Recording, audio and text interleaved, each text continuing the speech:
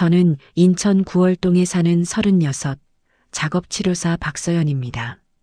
사람들은 제게 참 착하다는 말을 자주 했습니다. 어릴 때부터요. 하지만 그건 착한 게 아니라 그냥 싸우는 게 무서웠던 겁니다. 누군가와 목소리를 높이고 나면 밤새 그 장면이 머릿속에서 반복됐거든요. 그래서 저는 늘 한 발 뒤로 물러섰습니다. 제가 참으면 상황이 조용히 지나간다고 믿었으니까요. 그런데 그날은 달랐습니다. 2024년 11월 15일 금요일 남편 정현우가 퇴근하면서 분홍색 케이크 상자를 들고 들어왔습니다. 상자 위에 금색 리본까지 묶여 있었어요. 현우는 현관에서 신발을 벗으며 웃었습니다.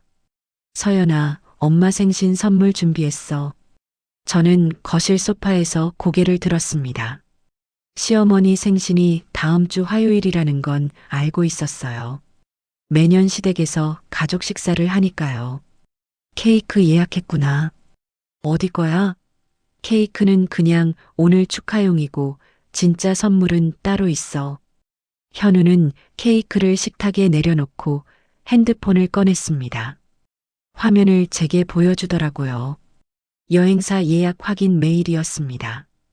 태국 방콕 파타야 5박 6일 패키지 2인 총 340만 원. 저는 눈을 깜빡였습니다. 엄마 여행 보내주는 거야? 응. 엄마랑 엄마 친구 박이모. 둘이 가고 싶어 하셨거든. 그 순간 제 머릿속이 하얘졌습니다. 왜냐하면 꼭 한 달 전 현우는 제 앞에서 고개를 숙이며 이렇게 말했거든요. 서연아 미안해. 주식에서 손실 좀 봤어. 얼마나? 1,500.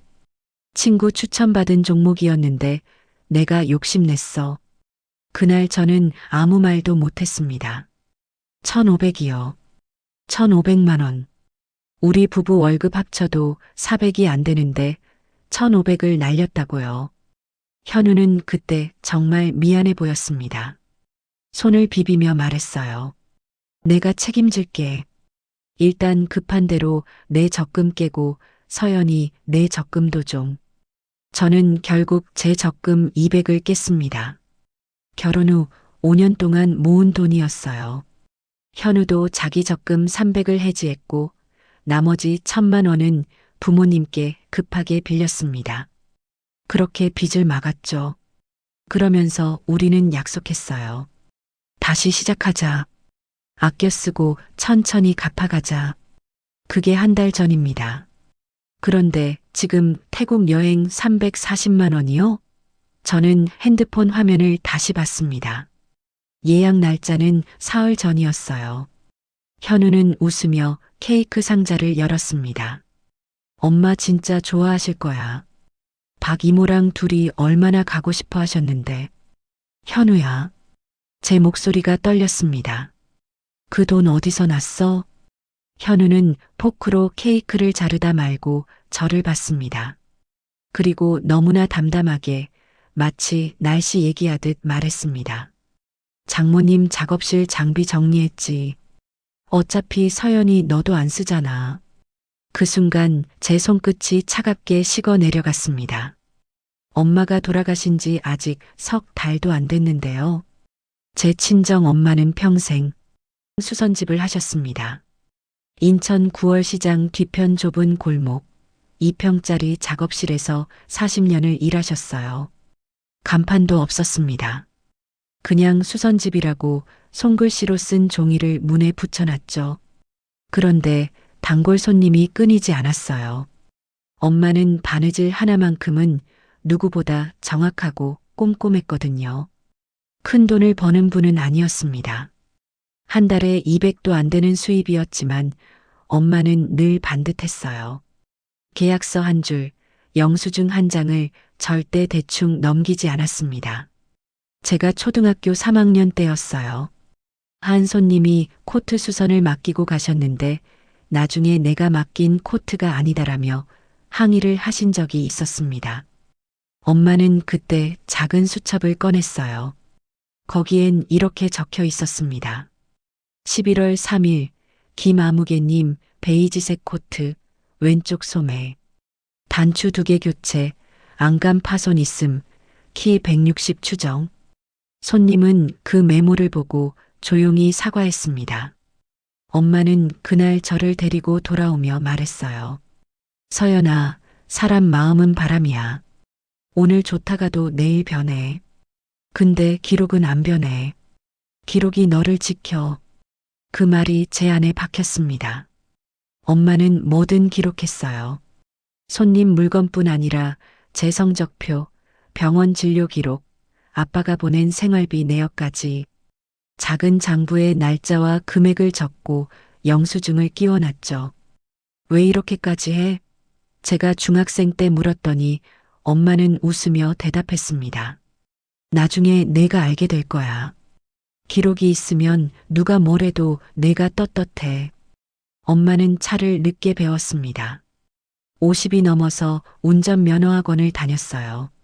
3번 만에 합격했고 작은 흰색 경차를 샀습니다. 중고였지만 엄마는 그 차를 정말 아꼈어요. 주말마다 닦고 타이어 공기압 체크하고 블랙박스 SD카드도 한 달마다 확인했습니다. 엄마 블랙박스까지 그렇게 신경 써? 응. 혹시라도 사고 나면 이게 증거야.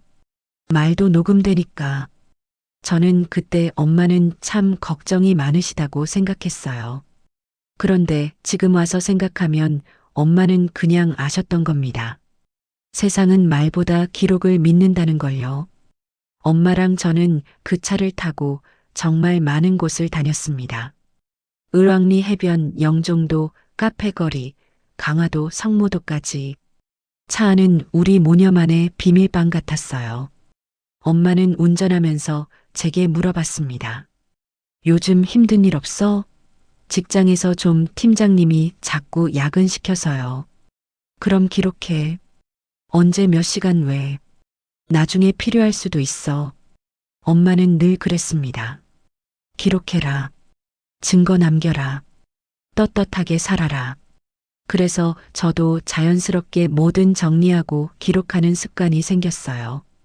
병원 차트, 환자 상담 일지, 집안 지출 내역까지 스마트폰 메모장에 하나하나 적었습니다. 그런데 그게 나중에 제 인생을 구할 줄은 몰랐습니다. 남편 정현우는 제가 병원에서 일할 때 만났습니다. 현우는 의료기기 회사 영업이었어요. 재활 장비를 들고 자주 병원에 왔고 저는 작업치료실에서 그 장비를 시험 받는 담당자였죠. 처음엔 무뚝뚝했습니다. 인사도 짧고 불필요한 말이 없었어요. 그런데 일 처리 하나는 정말 깔끔했습니다. 박 선생님, 이 장비 AS 필요하시면 여기 직통번호로 연락 주세요. 제가 바로 처리하겠습니다. 그렇게 몇 달 지나니 자연스럽게 점심을 같이 먹게 됐고 커피를 마시게 됐고 연애를 시작했습니다. 현우의 장점은 명확했습니다. 감정에 휘둘리지 않았어요. 뭐든 논리적으로 정리했고 어떻게 해결할까를 먼저 생각했습니다. 제가 직장에서 힘든 일이 있어서 전화하면 현우는 이렇게 말했어요. 서연아, 일단 정리해봐. 문제가 뭔데? 내가 할 수 있는 건 뭐야? 그게 저한텐 위로였습니다. 제가 감정에 빠져 허우적댈 때 현우는 밧줄을 던져주는 사람 같았거든요. 결혼은 연애 2년 만에 했습니다. 시부모님을 처음 뵌 날 시어머니 김영자는 제 손을 꽉 잡으며 말했습니다. 서연이 너 작업치료사라며? 똑똑하겠네. 우리 현우 잘 부탁해. 그 말투가 따뜻하면서도 이상하게 무거웠어요. 잘 부탁해가 아니라 우리 집에 맞춰라 같은 느낌이었습니다. 결혼식은 조용히 했습니다. 하객 50명, 작은 예식장. 엄마는 그날 한복을 입으셨어요. 분홍색 치마 저고리에 제가 사들인 은비녀를 꽂으셨죠. 식이 끝나고 엄마가 제 손을 잡으며 말했습니다. 서연아, 결혼은 참는 게 아니야. 지키는 거야. 내 자존심, 내 마음, 그거 잃으면 안 돼. 저는 그때 무슨 말인지 몰랐습니다. 결혼 첫 해는 괜찮았어요. 신혼집은 엄마가 물려주신 9월동 빌라 2층이었습니다. 20평짜리 작은 집이었지만 제 이름으로 된 집이었고 저는 그게 자랑스러웠어요. 현우도 처음엔 만족했습니다. 괜찮네. 출퇴근도 가깝고. 그런데 결혼 1년이 지나자 시어머니가 자주 우리 집에 들락거리기 시작했습니다. 처음엔 김치 담가왔다며 오셨어요. 그 다음엔 청소 좀 도와줄게였고, 그 다음엔 아예 열쇠를 달라고 했습니다. 만약에 너희 없을 때 급한 일 있으면 어떡해? 열쇠 하나만 줘. 저는 망설였지만 현우가 먼저 줬습니다. 그리고 어느 날 제가 퇴근해서 집에 들어왔는데 시어머니가 냉장고를 열어보고 계셨어요. 어머님 오셨어요? 응. 반찬 좀 채워주려고. 근데 서연아 냉장고 정리 왜 이렇게 안 해? 유통기한 지난 것도 있네. 제 얼굴이 뜨거워졌습니다. 하지만 아무 말도 못했어요. 그날 밤 시어머니는 저희 부부 앞에서 말했습니다. 나 혼자 사는 것도 외롭고 너희랑 같이 살면 안 되니? 저는 순간 숨이 막혔습니다. 현우는 제 눈치를 보더니 시어머니께 웃으며 말했어요. 엄마 그건 서연이랑 얘기 좀 해봐야 할 것 같은데.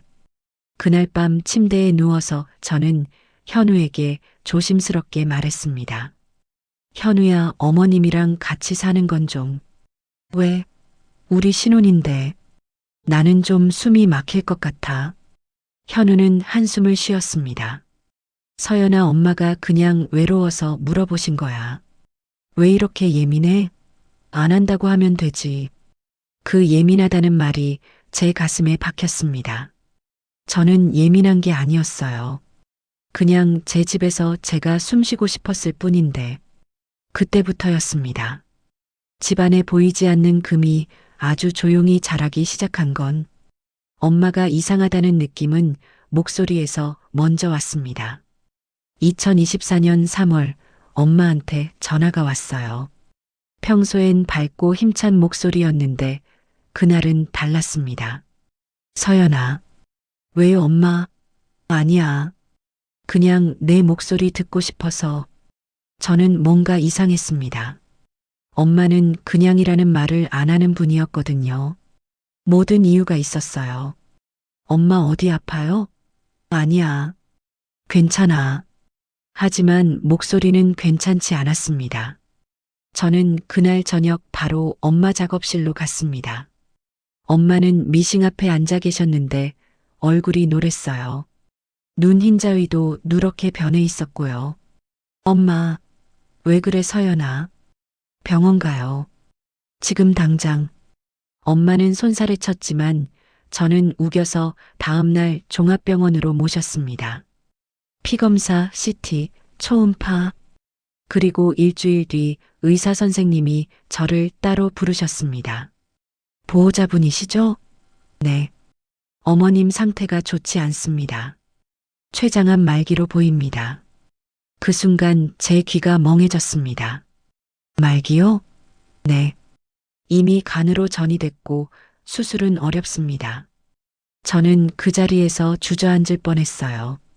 의사 선생님이 제 팔을 붙잡아 주셨습니다. 엄마한테는 차마 말을 못했습니다. 집으로 돌아오는 차 안에서 엄마가 물었어요. 의사 선생님이 뭐래? 치료 좀 받아야 한대요. 그래. 알았어. 엄마는 더 묻지 않았습니다. 그날 밤 저는 현우한테 울면서 말했어요. 엄마가 췌장암이래. 말기래. 현우는 잠깐 말이 없다가 제 어깨를 툭툭 두드렸습니다. 힘들겠다. 그래도 의사 말 잘 들어야지. 그게 전부였습니다. 엄마는 항암 치료를 시작했습니다. 한 달에 2번 병원에서 주사를 맞았어요. 처음엔 괜찮아 보였습니다. 엄마는 제 앞에서 웃으며 말했어요. 나 괜찮아. 금방 나아. 하지만 2달쯤 지나자 엄마는 걷기도 힘들어 하셨습니다. 몸무게도 10kg 넘게 빠지셨고요. 여름이 지나고 의사 선생님이 조용히 말했습니다. 이제 호스피스를 고려하셔야 할 것 같습니다. 호스피스. 그 단어가 얼마나 무거운지 그때 처음 알았습니다. 엄마는 9월에 호스피스 병동으로 옮겼습니다. 1인실 작은 방, 창문 너머로 가을 하늘이 보였어요. 저는 매일 퇴근하고 병원에 갔습니다. 현우는 처음엔 무심했어요. 힘내라는 말만 하고 병원엔 거의 안 왔습니다. 그런데 이상하게도 엄마가 호스피스로 옮기고 나서부터 현우가 달라졌습니다. 퇴근하고 병원에 들렀어요. 엄마 손을 잡고 제 어깨도 감싸고 처음으로 이런 말을 했습니다. 장모님, 제가 서연이 잘 챙길게요. 엄마는 희미하게 웃으셨습니다. 그리고 저한테도 현우가 말했어요. 서연아, 나도 할게. 혼자 다 하지 마. 저는 그 말이 고마웠습니다. 정말로요. 그런데 동시에 이상했습니다. 왜 갑자기, 왜 지금? 9월 28일, 엄마는 제 손을 잡고 마지막 말을 남기셨습니다. 서연아, 기록 잊지 마. 네, 엄마. 내 거 지켜. 그게 마지막이었습니다. 엄마는 그날 밤 조용히 눈을 감으셨어요. 엄마 장례식은 3일장으로 치렀습니다. 조문객은 많지 않았어요. 엄마는 평생 조용히 사셨고 친구도 많지 않으셨으니까요.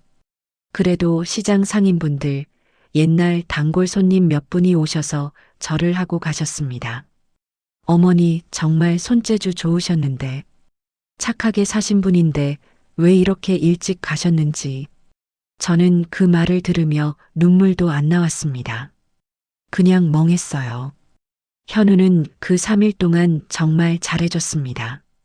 조문객 응대하고 제가 밥 못 먹으면 죽이라도 떠먹이고 밤엔 제 등을 토닥였어요.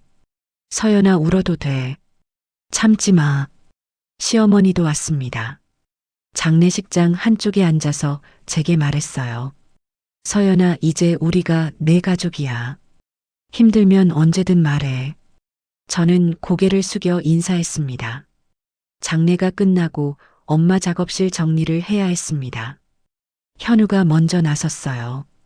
서연아, 내가 할게. 너 힘들잖아. 괜찮아? 응. 장비 같은 거 중고로 팔 수 있는 건 알아볼게. 나중에 얘기하자. 저는 그때 정신이 없었습니다. 엄마 물건을 본다는 게 숨이 막혔거든요. 그래서 그냥 말했어요. 알았어. 부탁할게. 그게 제 실수였습니다. 10월 중순쯤 집으로 돌아온 저는 텅 빈 거실 소파에 앉아 있었습니다. 엄마가 안 계신 세상이 너무 조용했어요. 현우가 옆에 앉았습니다. 서연아. 응. 엄마 물건 정리 천천히 해. 차도 내가 준비되면 팔자. 저는 고개를 끄덕였습니다. 엄마 차는 아파트 지하 주차장에 그대로 있었어요. 흰색 경차. 엄마 냄새가 남아있을 것 같아서 저는 차마 가까이 갈 수가 없었습니다. 그런데 그때부터였습니다. 현우에게 이상한 습관이 생긴 건 10월 말부터 현우는 정말 다정해졌습니다. 결혼 5년 만에 처음으로 결혼기념일에 꽃을 사왔어요. 빨간 장미 한 다발. 서연아, 고생 많았어. 사랑해. 그리고 주말엔 제가 좋아하는 이탈리안 레스토랑 예약도 했습니다. 저는 그 모습이 낯설었지만 나쁘지 않았어요. 우리도 다시 시작할 수 있겠구나. 그렇게 믿고 싶었습니다. 그런데 한 가지 이상한 점이 있었습니다. 현우한테 전화가 오면 늘 자리를 피했어요. 거실에서 통화하다가도 제가 나오면 갑자기 베란다로 가서 문을 닫았습니다. 목소리를 낮추고 짧게 끊었어요. 한 번은 제가 우연히 들었습니다. 엄마, 지금은 말 못해. 나중에 전화할게. 그날 밤 제가 물었습니다. 어머님이 무슨 일 있으세요? 아니, 여행 얘기하셔서. 친구분이랑 어디 가고 싶으시대? 아, 저는 더 묻지 않았습니다. 그런데 며칠 뒤 또 비슷한 장면이 반복됐어요. 현우가 핸드폰 보며 웃다가 제가 다가가면 화면을 끄고 아무것도 아니야라고 말했습니다. 11월 10일쯤 현우는 또 이상한 말을 했습니다. 서연아, 우리 빌라 관리 좀 복잡하지 않아? 무슨 관리비 같은 거 매달 내는 것도 그렇고 나중에 정리 좀 해야 될 것 같은데. 저는 무심코 대답했어요. 뭘 정리해? 명예 같은 거. 혹시 나중에 팔거나 할 때 편하게. 그 말이 묘하게 걸렸지만 저는 그냥 넘어갔습니다. 그리고 11월 15일, 현우가 케이크를 들고 들어온 날이었습니다. 장모님 작업실 장비 정리했지. 어차피 서연이 너도 안 쓰잖아. 현우의 그 말을 듣는 순간 저는 손이 떨렸습니다. 허락도 안 받고? 서연아, 장례식 때 물어봤잖아. 너 대답 안 했어. 저는 기억을 되짚었습니다. 장례식장에서 현우가 뭐라고 했던가요? 작업실 정리 내가 할게. 그 말에 제가 고개를 끄덕였던 건 맞습니다. 하지만 그게 팔아도 된다는 허락은 아니었잖아요. 현우야, 그건. 서연아, 지금 따지는 거야? 엄마 여행 보내드리려고 한 건데. 현우의 목소리가 차가워졌습니다. 저는 더 말을 못했습니다. 제가 이기적한 사람처럼 느껴졌거든요. 그날 밤 저는 잠을 못 잤습니다. 엄마 장비를 제 허락도 없이 팔았다고요? 그것도 300만 원이 넘는 돈을. 새벽 3시쯤 저는 침대에서 일어났습니다. 엄마 차부터 확인해 보자. 엄마는 늘 말했습니다. 기록이 널 지켜. 블랙박스에 뭔가 남아있을 것 같았어요. 다음 날 오전 저는 지하 주차장으로 내려갔습니다. 엄마 차는 B2층 구석에 그대로 있었어요. 흰색 경차 번호판에 먼지가 쌓여 있었습니다. 차 문을 여는 순간 엄마 냄새가 났습니다. 섬유유연제 냄새, 그리고 엄마가 쓰시던 핸드크림 향. 저는 운전석에 앉아 한참을 울었습니다. 엄마, 나 어떡해. 울음을 멈추고 저는 블랙박스를 확인했습니다. 엄마는 SD카드를 한 달마다 교체하셨어요. 그래서 최근 석 달치 파일이 고스란히 남아 있었습니다. 저는 SD카드를 빼서 노트북에 꽂았습니다. 파일 목록이 떴어요. 2024년 7월, 8월, 9월. 저는 먼저 7월 파일을 열었습니다. 엄마랑 제가 을왕리 해변 가던 날이었어요. 차 안에서 노래를 불렀죠. 엄마, 이 노래 아세요? 모르는데? 뭔데? 아이유 노래요. 엄마 웃음소리가 들렸습니다. 저는 눈물을 닦고 9월 파일로 넘어갔습니다. 그런데 9월 20일 파일을 재생하는 순간 제 심장이 멎었습니다. 차 안에서 대화 소리가 들렸는데 엄마 목소리가 아니었거든요. 남자 목소리 둘. 한 명은 현우였습니다. 형님, 이 장비 얼마나 받을 수 있을까요? 글쎄, 중고 시세 보면 300은 나올 거야. 그 정도면 괜찮네요. 저는 화면을 멈췄습니다. 9월 20일. 엄마가 돌아가시기 일주일 전이었어요. 현우가 엄마 차를 타고 누군가랑 작업실에 갔던 겁니다. 엄마 몰래요. 저는 손이 떨렸습니다. 다음 파일을 열었습니다. 9월 25일. 이번엔 현우 목소리와 시어머니 목소리였습니다. 현우야, 그 장비는 진짜 팔 거야? 네, 엄마. 어차피 서연이도 안 써요. 그럼 그 돈으로 뭐 할 건데? 일단 주식 메우고 나머지는 엄마 여행 보내드릴게요. 시어머니가 웃었습니다. 그래. 고생했어, 우리 아들. 저는 노트북 화면을 노려봤습니다. 주식을 메운다고요? 현우가 잃은 1,500 중에서 제 적금 200을 쓴 건 뭐였죠? 그리고 다음 파일. 10월 1일. 엄마 장례 사흘 뒤였습니다. 현우와 시어머니가 또 차 안에서 대화하고 있었어요. 서연이 빌라 지분은 어떻게 할 거야? 지금 제가 다정하게 굴고 있잖아요.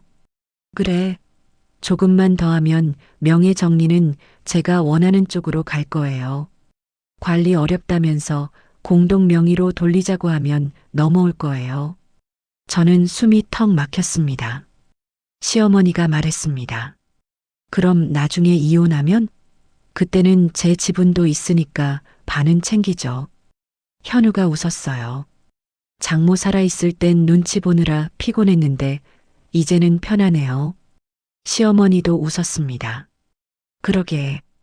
골치 하나 사라진 거지. 그 순간 저는 노트북을 덮었습니다. 손이 너무 떨려서 키보드를 칠 수가 없었어요. 현우가 갑자기 다정해진 이유, 꽃을 사고 기념일을 챙기고 제 등을 토닥인 이유, 그게 작업이었어요. 저를 안심시켜서 빌라 명의를 공동으로 바꾸려는, 그리고 엄마를 골치라고 불렀습니다.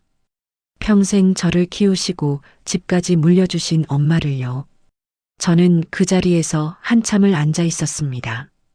울지도 않았어요. 그냥 텅 빈 기분이었습니다. 그리고 천천히 결심했습니다. 이제 끝내자.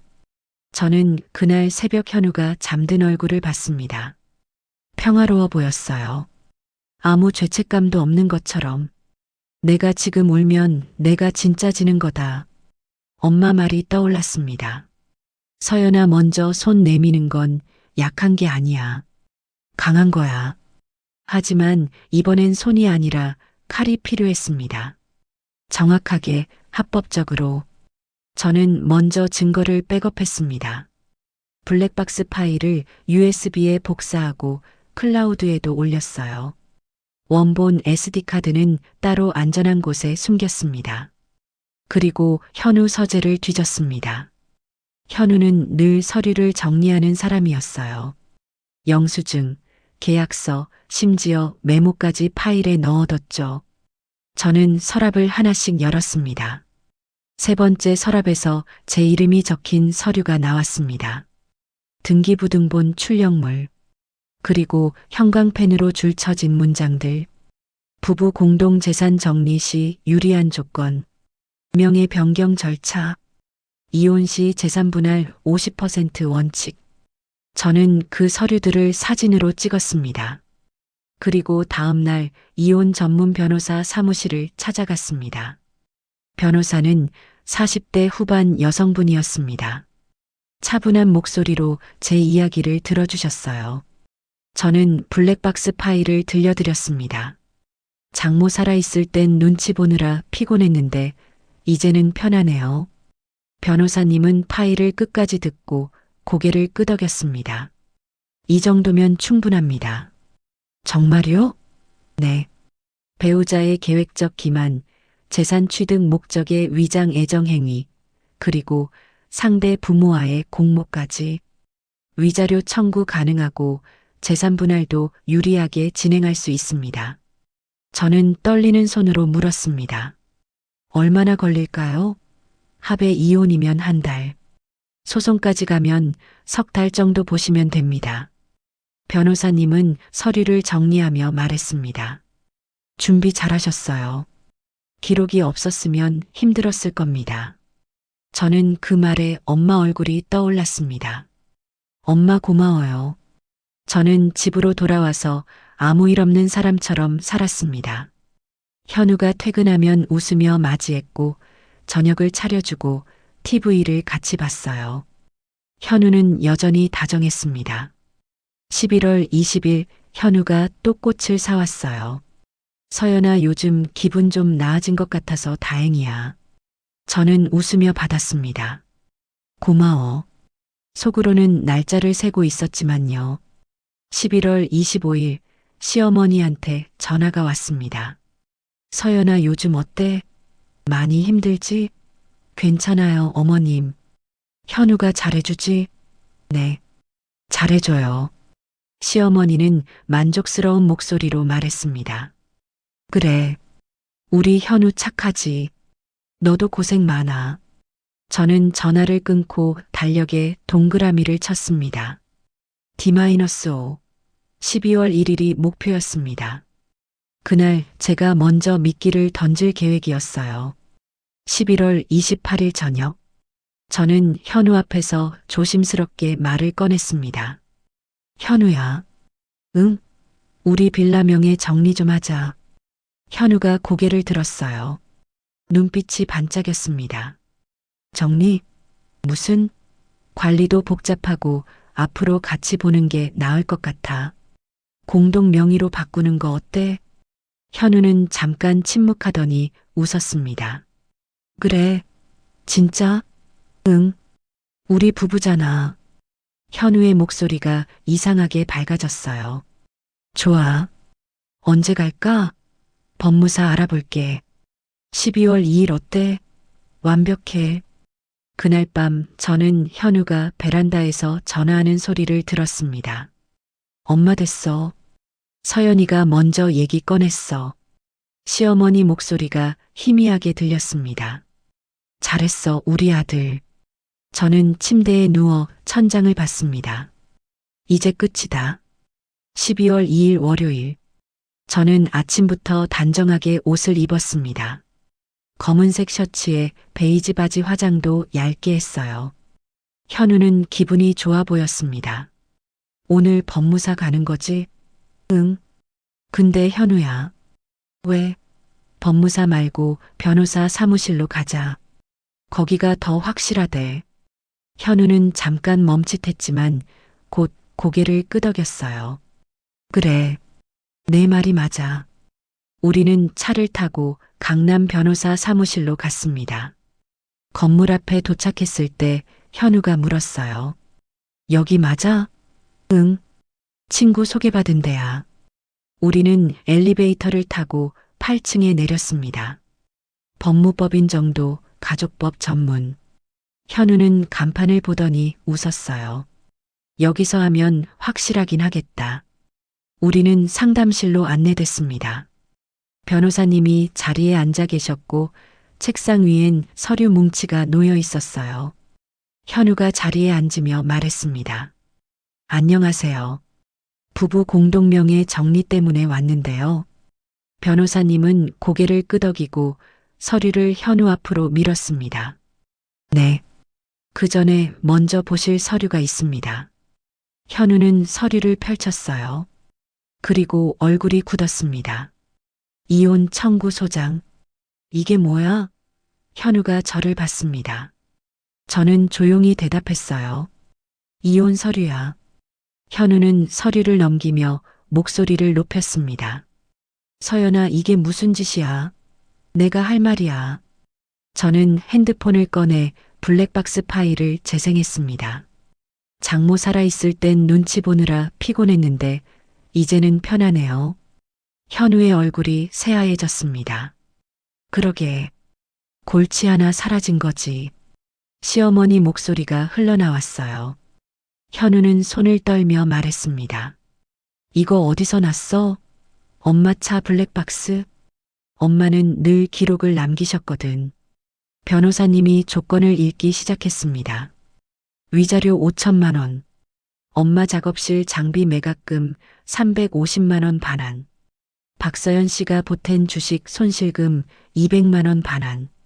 재산분할 시 빌라 지분 100% 박서연 씨 귀속. 그리고 정현우 씨 및 김영자 씨 접근 금지 조항. 현우는 말을 못했습니다.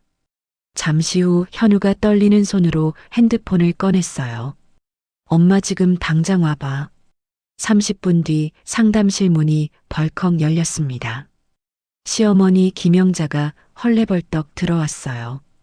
이게 무슨 일이야? 시어머니는 제 앞에 섰습니다. 서연아, 내가 지금 뭐 하는 거야? 이혼이요. 이혼? 말 한마디 실수한 거 가지고. 저는 시어머니를 똑바로 봤습니다. 실수요? 어머님 목소리 다 들었는데요. 골치 하나 사라졌다고 하신 거. 시어머니 얼굴이 붉어졌습니다. 그건 그냥 한 말이야. 한 말이 진심이잖아요. 시어머니는 태도를 바꿨습니다. 목소리를 낮추며 말했어요. 서연아, 현우가 너 힘들 때 옆에 있어준 거 다 잊었어? 꽃도 사주고 챙겨주고. 저는 그 말에 웃음이 나왔습니다. 그 옆에 있음이 작업이었다는 거 본인들이 직접 말했잖아요. 블랙박스에 다 녹음됐는데. 시어머니는 말문이 막혔습니다. 변호사님이 차분하게 말했습니다. 김영자 씨 발언 조심하십시오. 지금 이 자리도 녹음 중입니다. 시어머니는 입을 다물었어요. 현우는 고개를 숙인 채 서류를 넘기고 있었습니다. 변호사님이 물었습니다. 정현우 씨 합의하시겠습니까? 아니면 소송 가시겠습니까? 현우는 한참을 침묵하다가 떨리는 손으로 펜을 들었습니다. 합의할게요. 사인이 끝났습니다. 상담실을 나와 저는 혼자 지하 주차장으로 내려갔습니다. 엄마 차가 거기 있었어요. 저는 운전석에 앉아 한참을 그대로 있었습니다. 그리고 천천히 눈물이 났습니다. 엄마, 목이 메었습니다. 나 해냈어. 엄마 말대로 기록이 나를 살렸어. 차 안은 조용했습니다. 하지만 엄마가 옆에 있는 것 같았어요. 저는 핸들을 잡고 엄마가 자주 가던 을왕리 해변으로 차를 몰았습니다. 바닷가에 도착했을 때 해가 지고 있었어요. 저는 차에서 내려 파도 소리를 들었습니다. 엄마는 맞았어. 사랑은 참는 게 아니라 지키는 거였어. 제 자존심, 제 집, 제 마음. 그걸 지키지 못했다면 저는 평생 후회했을 거예요. 이제 저는 다시 시작할 겁니다. 엄마가 남겨주신 집에서 엄마가 가르쳐 주신 방식으로 기록하고 정리하고 떳떳하게. 6개월 뒤 저는 새 직장을 구했습니다. 경기도 소재 재활병원 작업치료실 팀장이요. 엄마 빌라는 그대로 살고 있어요. 작지만 제 이름으로 된 집입니다. 엄마 차도 아직 그대로예요. 가끔 주말에 운전하며 엄마랑 다녔던 곳을 다시 갑니다. 그리고 요즘은 작은 수첩을 들고 다닙니다. 엄마처럼요. 날짜, 내용, 금액, 약속 전부 기록합니다. 왜냐하면 이제 알거든요. 기록은 나를 지킨다는 걸. 삶은 언제나 선택의 연속입니다. 그리고 그 선택의 끝은 반드시 새로운 시작으로 이어집니다. 지금 이 순간에도 당신의 삶은 조용히 앞으로 나아가고 있습니다. 서두르지 않아도 괜찮습니다. 비교하지 않아도 됩니다. 당신의 속도로 가면 됩니다. 저는 이제 압니다. 상처는 끝이 아니라 방향이라는 것을, 무너짐은 실패가 아니라 전환이라는 것을, 그리고 나 자신을 지켜낸 사람은 결국 다시 빛날 수 있다는 것을요. 가족이라는 이름으로, 사랑이라는 이름으로 당신의 경계를 무너뜨리는 사람이 있습니다. 그들은 다정함으로도 속일 수 있고 눈물로도 협박할 수 있습니다. 하지만 기록과 증거 그리고 스스로를 지키려는 결심은 누군가의 계산보다 훨씬 오래 남아 결국 당신을 살립니다. 사랑은 참는 것이 아닙니다. 사랑은 지키는 것입니다. 당신 자신을요. 여기까지 이 이야기를 함께 해주셔서 진심으로 감사드립니다. 이 이야기가 누군가에게는 위로가 되고 누군가에게는 용기가 되었기를 바랍니다. 혼자가 아니라는 것, 다시 시작할 수 있다는 것, 그것을 기억해 주세요. 이 영상이 도움이 되셨다면 좋아요 버튼으로 응원해 주세요. 여러분의 생각은 어떠신가요? 댓글로 이야기 나눠주시면 감사하겠습니다. 구독과 알림 설정을 해두시면 매주 새로운 이야기를 가장 먼저 만나보실 수 있습니다. 여러분의 작은 클릭 하나하나가 더 좋은 이야기를 만드는 큰 힘이 됩니다. 다음 주에도 여러분의 마음에 머무는 이야기로 찾아뵙겠습니다. 오늘도 수고 많으셨습니다. 감사합니다.